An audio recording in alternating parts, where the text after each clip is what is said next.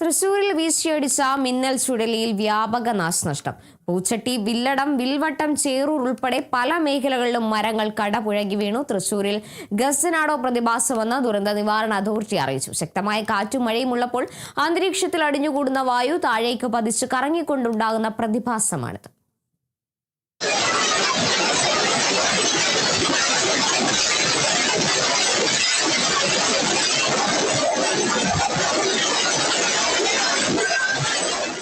രാവിലെ 8:45 മഴയ്ക്കൊപ്പം ശക്തമായ കാറ്റ് വീശിയടിച്ചത്. ചുഴലിയാണെന്ന് ആളുകൾ തിരിച്ചറിയുന്നതിന് മുൻപ് തന്നെ മരങ്ങൾ കടപുഴകി വീണു.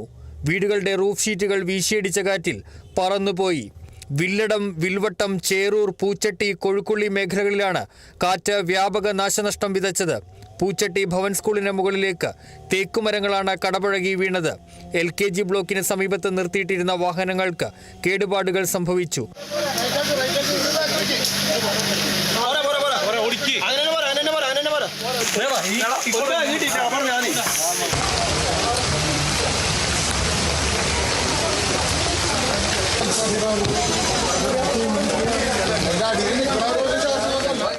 മറ്റത്തൂരിൽ മണ്ണിടിച്ചിൽ ഭീഷണിയുള്ളതിനാൽ 10ഓളം കുടുംബങ്ങളെ ക്യാമ്പിലേക്ക് മാറ്റിപ്പാർപ്പിച്ചു.